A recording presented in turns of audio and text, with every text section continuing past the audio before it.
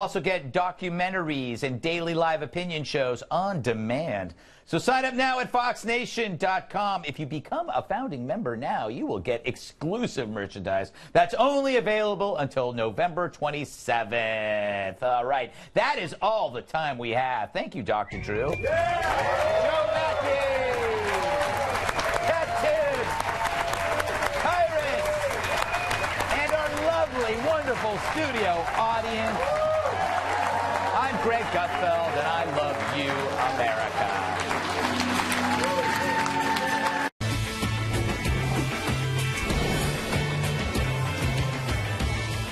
Welcome to a special holiday edition of Waters World. I'm Jesse Waters, coming to you from beautiful San Diego, and I'll be talking with this huge crowd behind me here at San Diego County Credit Union Stadium. We're here for the Navy-Notre Dame football game to see what they're grateful for this holiday weekend. For Waters World, there's much to be thankful for. We live in the greatest country on earth with the most beautiful land and freest people. We're protected by the Constitution, and of course, we're very grateful for the incredible service members whose sacrifices keep America great. Here with me now, Congressman from San Diego County, Darrell Issa, Native American Ambassador for National Diversity Coalition for Trump, and former Pussycat Doll Kaya Jones, Fox Nation host Tomi Lahren, and former commander of SEAL Team 3 and the author of The Dichotomy of Leadership, Jocko Willink. All right, ladies first, Tomi, what are you thankful for besides being a part of Waters World? Well, that's first and foremost, Jesse. Of course. But I think what might even trump that is Trump himself. Okay. Trump is still our president. Hillary Clinton is still not our president. So if we're going to talk about the holiday weekend and being thankful for something, I think that's a great place to start. Although Hillary still thinks she's president, I don't know if she's ever going to get over that. Jocko, first of all, thanks for your service. And you're here at the Navy game. A lot of guys around here sacrificed a lot. What do the holidays mean to you in terms of sacrifice? Yeah, well, clearly having deployed overseas multiple times and seen the sacrifice firsthand that our service members make, it's a great day to be alive, and I'm thankful to be alive, and I'm thankful to live in this beautiful country and to have the opportunities that we have. Well, we're thankful for people like Jocko to take on these bad guys on the front lines, because certainly I don't know if I can handle it. Kaya, talk to me about what you're thankful for. I know you're very appreciative of being a part of the Trump coalition and all that. What do you think? I'm thankful for President Trump, and I'm thankful for our servicemen and women, for our military. I'm really grateful. I think what they do is just beyond words. Diversity is very important. Yes, diversity in this country. Yes. Why is diversity such a huge attribute in this country? Because it's what makes America America. We need to have the diversity that we have, but we have to do it the legal and the right way. Right, and diversity not only of race, but diversity of thought. Yes. Right, Congressman, I know this is your district here. It is. And not a lot of diversity out here in California politically, but you're fighting the good fight as best you can. Well, we are in a one-party state sometimes, but I'm also very thankful for the men and women who step forward in an all-volunteer Army, Navy, Marine Corps, Coast Guard.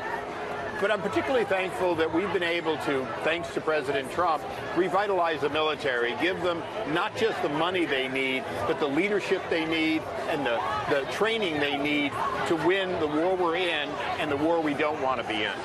All right, so Donald Trump had recently been talking about some of his accomplishments over the course of the last almost 2 years. Here's the president in his own words talking about how he's made America great. Let's listen. We started the wall, and we'll finish the wall. We have created more than 4.2 million new jobs and lifted more than 4 million Americans off of food stamps.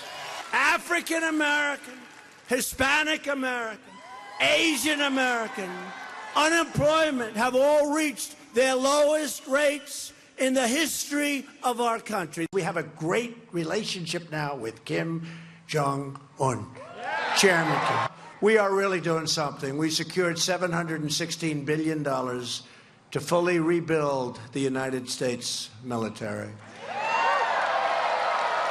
And at my direction, very exciting because this is where it's at, the Pentagon is now working to create the 6th branch of the American Armed Forces, the Space Force. That's where it's at.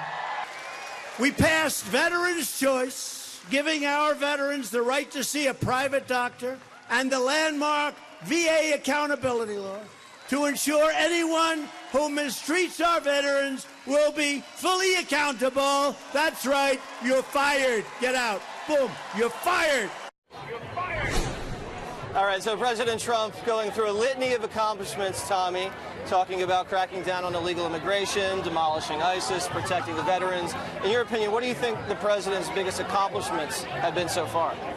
Well, first of all, we have Justice Kavanaugh on the Supreme Court. Yes, so that's a big one. I'd like to remind the never-Trumpers that had it not been for Donald Trump, we wouldn't have Neil Gorsuch, we would not have Justice Kavanaugh. So that's a great accomplishment. But you know what I'm still upset by? We don't have a wall yet. We're here in San Diego. There's a little bit of a wall, but we need a bigger wall. We need a beautiful wall, and we need it in San Diego. Right, and the wall needs to be 10 feet taller, as the president likes to say. And Mexico still will be paying for it if anybody's paying attention. Jocko, President mentioned the overseas deployments of our men and women, specifically in Iraq. ISIS has been obliterated, the caliphate over there. Traditionally, that has been a real problem for this country over the last decade. How do you think the progress has been so far, in your opinion? Well, pretty simple facts to state here. A few years ago, there was 40,000 ISIS fighters. 40,000 ISIS fighters. Right now, there's about 1,500 left. And the rest of them, the ones that are gone, they're not just dispersed. They're dead.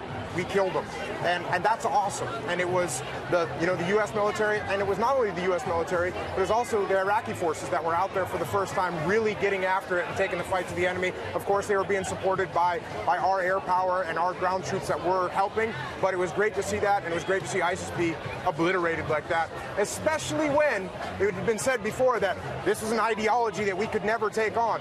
Actually, you're wrong. What do you do with an ideology like that? You kill them. Yeah, they said it was going to be a multi-generational fight and ended up being half a generation. What do you attribute the military success to over there? Was it changing the rules of engagement? Was it the air campaign? Or was it something that the coalition partners were able to do? Well, straightforward. It's something called decentralized command. And what that means is instead of everything being micromanaged from the top, it was, hey, you ground troops that know how to handle these types of problems, go get them handled. And that's what they did. Okay. So the president also bringing up protecting the veterans. That's very important. Right now, if someone does something funky at the VA, you can just fire them much more easy than you used to be able to do. They used to be able to watch porn. They used to be able to just hurt people. Veterans died waiting in lines for a very long time under the Obama administration. That's very important to a lot of voters. Well, yeah, I mean, President Trump cares about our military. That's the difference. You have someone that's leading this country in the right direction, and he appointed 120 federal judges.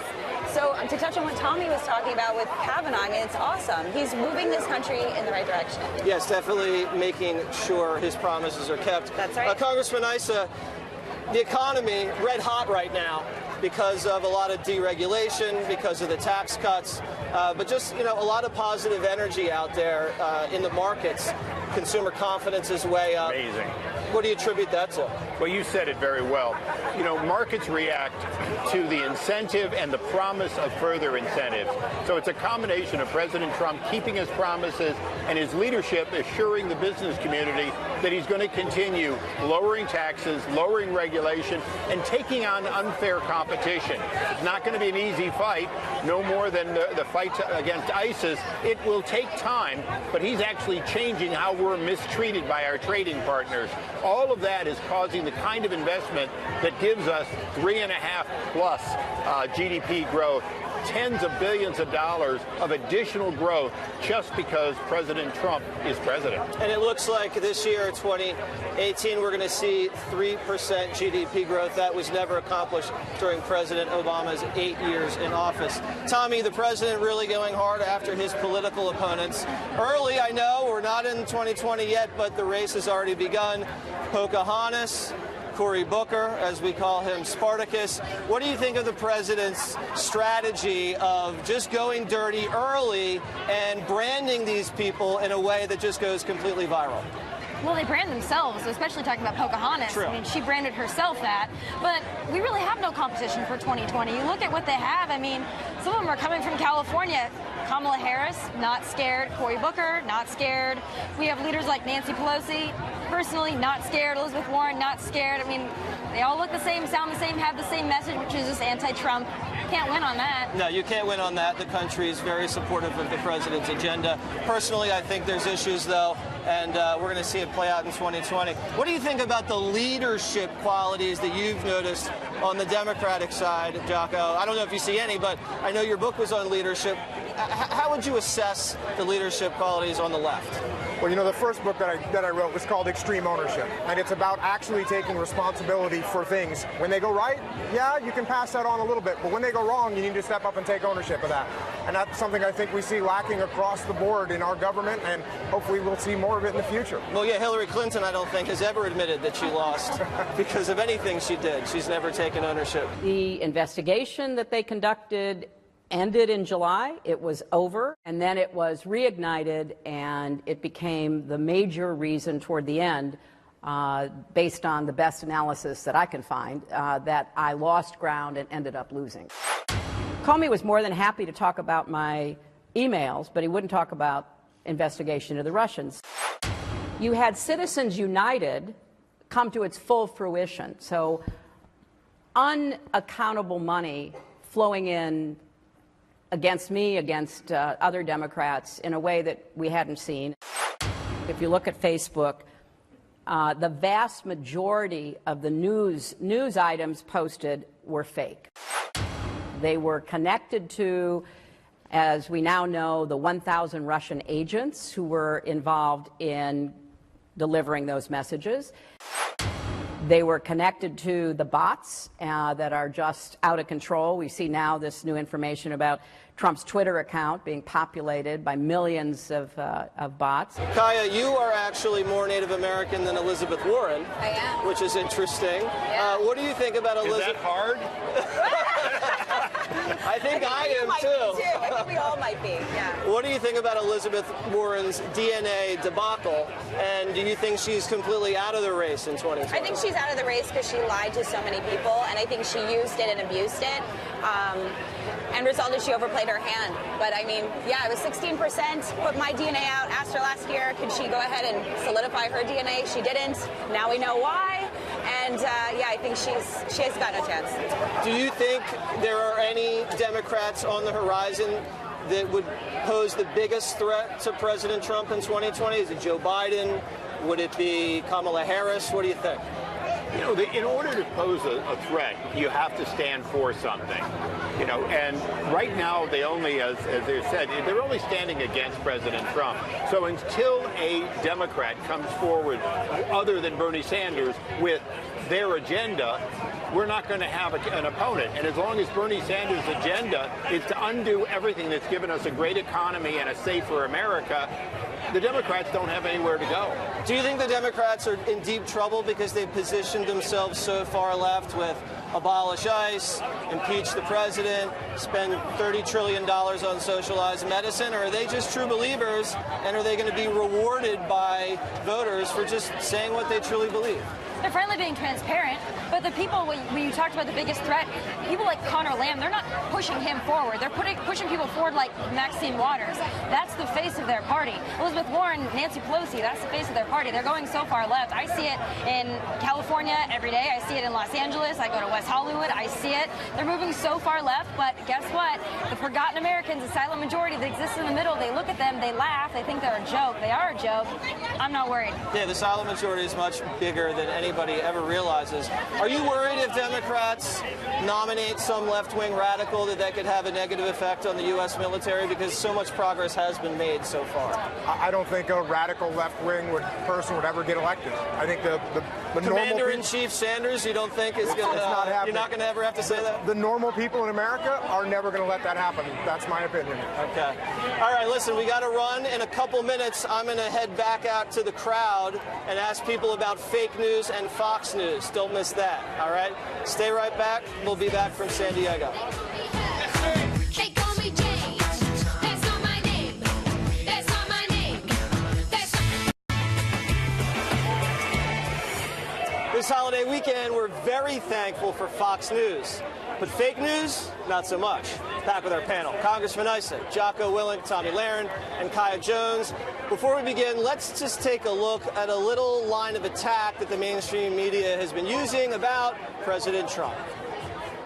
So, in a brand new ranking of best and worst presidents in our nation's history from a survey of scholars conducted by political science professors published today in the New York Times, the last spot, the very bottom, the worst president ever, in the minds of the experts, drumroll please, is, yes, Donald J. Trump.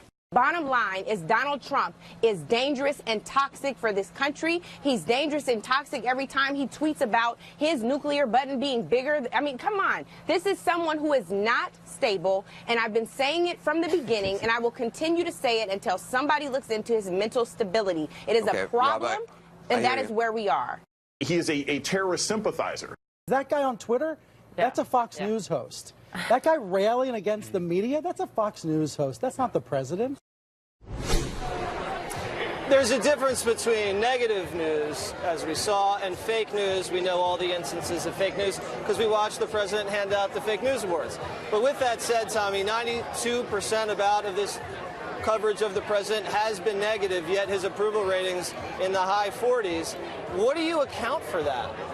Well, the mainstream media hates Donald Trump. We all know that, and so they're incapable of covering him fairly or saying anything nice about him, because that would invalidate everything they do every day.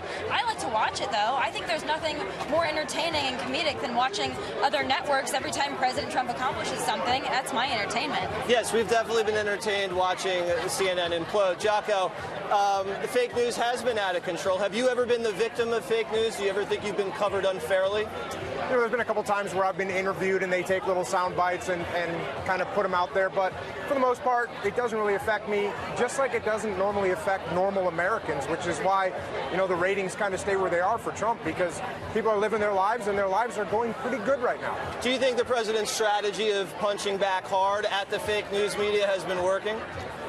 I mean, look at the results. Look at where he's at. It seems to be working all right to me. Yeah. And I must agree that it's fun to watch.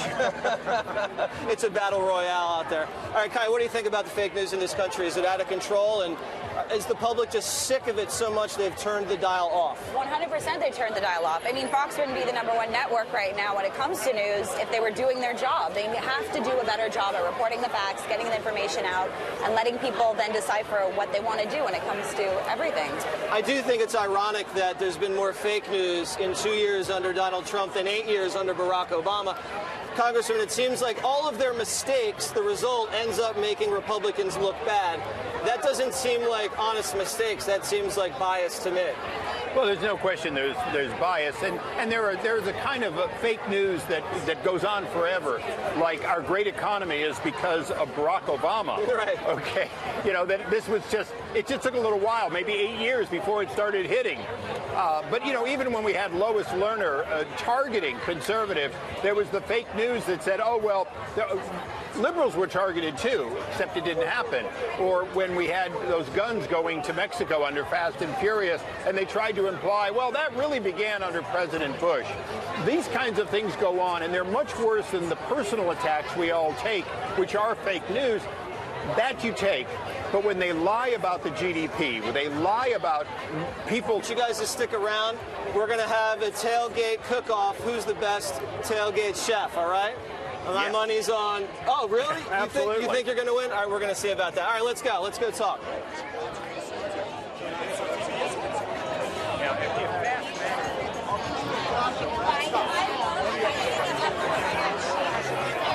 How you guys doing? What's going on? All right, so, are you a big fan of Fox News?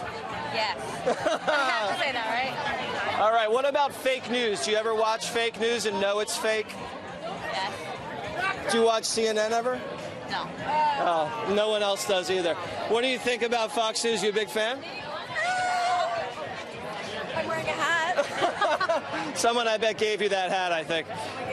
All right, come here for a second. All right. What do you think about fake news in America? I think it's real, especially with certain channels. Like what? Maybe Fox News. Wrong. Oh. All right, get over here, big guy. Oh, hey. How you doing? How are you? All right. So for a second, let me talk to you guys. Fake news versus Fox News. What do you guys watch? I start with fake news and then I layer in Fox News to get to the real. Live in fake news, to be honest. Yeah. What does that mean? I just have a good time. You just have a good time? Yeah. You having a good time right now? 100%. All right, you look here like for the you're naval. having a good time. All right, thank you guys very much. All right, get over here for a second. We got a military guy. All right, nice to meet you. Thank you for your service. I like the hat, looking good. I watch it all the time on Fox News. Well, you have great taste, all right? Tell me what you think about CNN, MSNBC covering this president and this country so unfairly. Does it make you angry? Does it make you upset? How do you feel? That's a great question. I like to defer and watch Fox News all the time. That's it. What's your favorite show? Actually, yours, to be honest with you. You're very entertaining. You're fun. I did not set that question up at all. I just want to let everybody know. I'm serious. All right. Yeah. So your friends and family, does everybody notice when the media lies, or does it just kind of like seep into your brain? My family's in New York.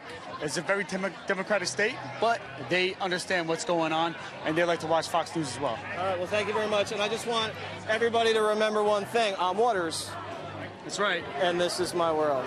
United States Marine Corps. Stick around. We got Diamond and Silk and the Party Bros right back. It ain't the hard to choose. Him or me, be for real, baby, it's a no-brainer.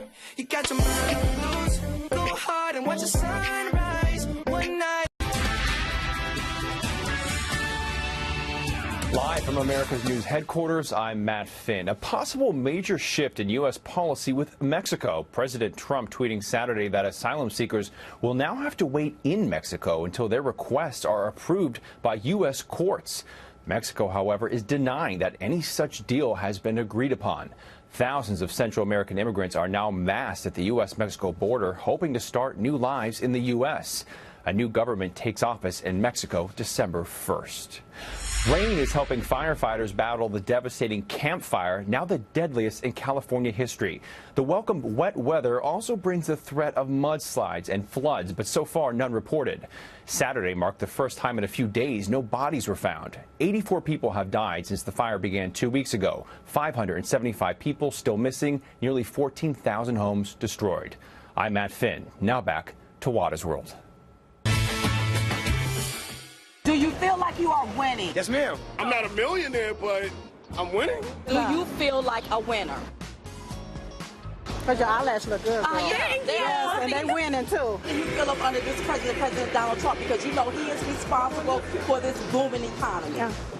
Well, President Trump. Okay. Oh, I don't like it. Whoa. You don't like the economy booming up under this president that's got it booming? I don't like the president. Diamond and Silk have had a whirlwind year, traveling country coast to coast with their Chit Chat tour, talking to fans, Trump supporters, and yes, even some Trump haters. But it's the freedom to do that they are thankful for. The ladies join me now. You guys must be thankful for me, because I feel like Waters World gave you guys a huge boost. Can we get a little love in that direction? Oh, yes. You can get a little love. We love Waters World. We love you so much. I love you guys too. So what do you think? You guys have done this for about a year, and reflect back. Last year's been a little crazy, but you've had Waters World, and Fox News has really embraced you. Yeah. What are you guys thankful for?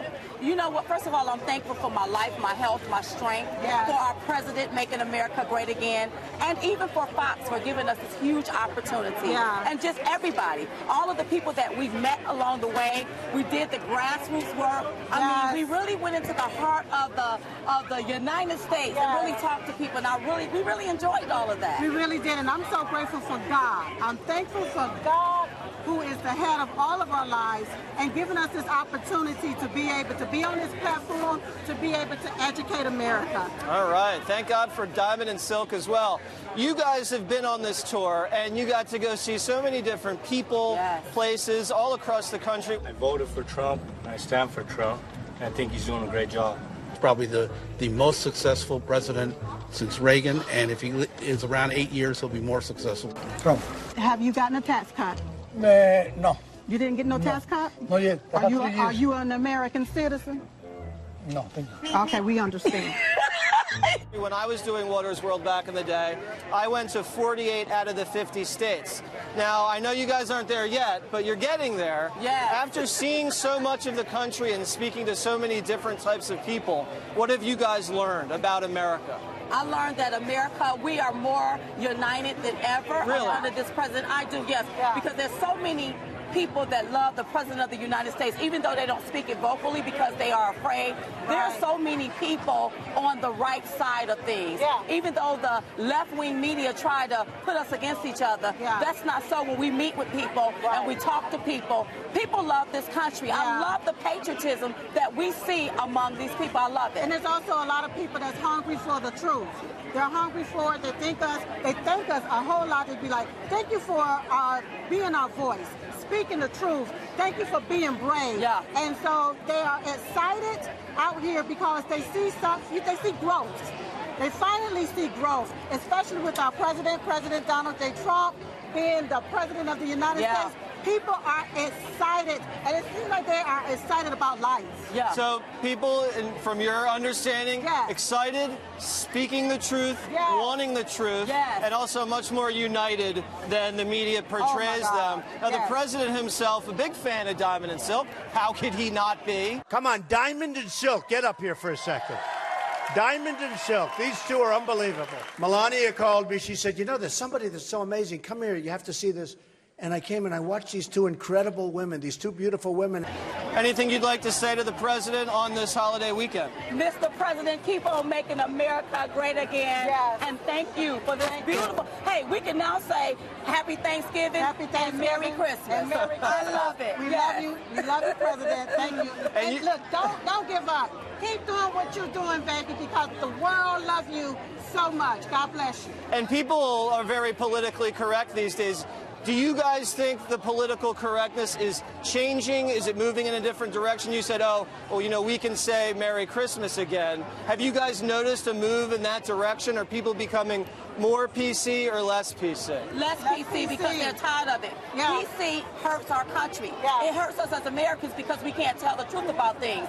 So now people are like, let's lay down the PC. Let's call it what it is. If it's Merry Christmas, it's Merry Christmas. I love it. That's right. All right, what do you guys eat on Thanksgiving? What kind of food does Diamond and Silk get down with? Listen, some turkey, some dressing, some candied yams, some collard greens, and some cornbread, baby. And don't forget about the sweet potato. The sweet potato pie. And Diamond and Silk's famous banana pudding. That's right. Ooh, banana pudding. Yes, baby. Wow, I'm going to come over for Thanksgiving next year. All right.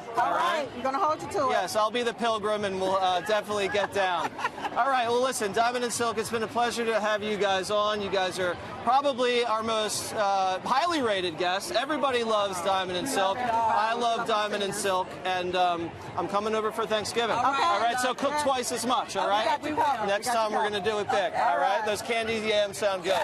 All right, up next, Party Bros react to a classic Water's World Thanksgiving quiz. Why did the Pilgrims come here? To spread their empire. New land, gold. See, 'cause that's where the party's at, and you find out it's a place.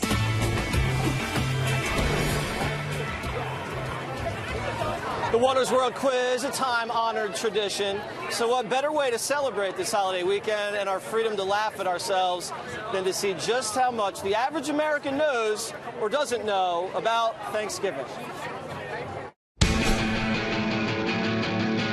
In your understanding, what happened during the first Thanksgiving?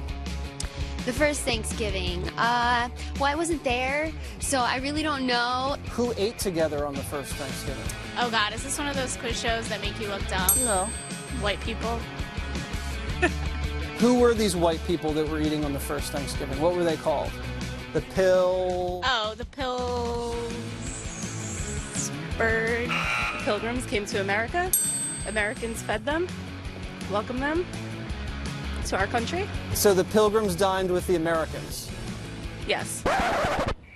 The American people? Yes. The Indians and the Pilgrims got together. You can't say Indians, that's offensive. Native Americans got together with the Pilgrims and they had a big giant feast. What do you think was on the menu at the first Thanksgiving? Perhaps some sort of local vegetable and maybe meat. Turkey? I don't know. Buffalo? Chicken? I have no idea. Maybe wild turkeys, pheasants. Wild turkey like the drink? No, that probably would have made the dinner a whole lot better, though. Maybe, like, beets or cranberries or something. I doubt they had stuffing. What about for dessert? Do you think they had anything for dessert? Maybe they roasted an apple or two. What country did the Pilgrims come from? Oh, God, now you're pushing it. It's been a long time since I've been in grammar school. Europe? Europe's not a country. Sweden? Spain? Italy, Spain? Somewhere around there? Yeah. Israel? Israel? No. Not Israel. Pilgrims were not Jewish. And why did the Pilgrims come here? To spread their empire. New land, gold. They were from the United Kingdom, escaping religious persecution. What year did the Pilgrims get here? 1800s? 19s. 1700 something. 1600s. You're on fire. When the Pilgrims got here, where did they land? South Carolina. Virginia? New York? I have no idea. Plymouth Rock. Yes. And where is Plymouth Rock? In Massachusetts. You are incredible. I am smart. How'd the Pilgrims get here? Boat. What was the name of the boat? What was the name of the boat? Plymouth? Rock? The Nina, the Pinta? Santa Maria? I have no idea. That was Columbus. Yeah, okay, well, I was wrong. The Mayflower. Yes! What are you thankful for on Thanksgiving? I'm thankful for just making a fool of myself. Do you know who I am? No. Who the hell are you? I'm Waters. Right, Waters. And this is my world. Snap. Joining me now, the Party Bros, Chad Kroeger and JT Parr. What's up, fellas? How you guys doing? What up, dude? You guys are looking good. Yeah, I just want to say I'm truly honored to see you in human form. I know. This is the first time we're meeting in the flesh. What's up, boys? There we go. All right. There it is. All right. So, you guys around the Thanksgiving table with friends and family, are there a lot of political discussions? Is anybody throwing mashed potatoes? How does it go down for you guys on that very special day? For me, it's a lot of bonding. We talk about my issues. We talk about the statue, Paul Walker. Rents are on board, dude. So, you know, I haven't. Yeah, as long you got to keep the rents on board with the program. That's very important. For sure. My family's like super diverse, diversity in thought and in like other ways. But like some people are bodyboarders, some people are surfers. But we find common ground at the table to just dig in and like, you know, feel good. It's just about the waves and the gravy, right, buddy? My dog. All right. I have older brothers, and they always get a 40 for me to drink like in front of the family. It's like okay. It's just like the Pilgrims did. For sure. Yeah, just like the Pilgrims always like to throw back a 40 on Thanksgiving. One of the things I'm thankful for is the Party Bros. I mean, they brought a lot of love and a lot of laughter to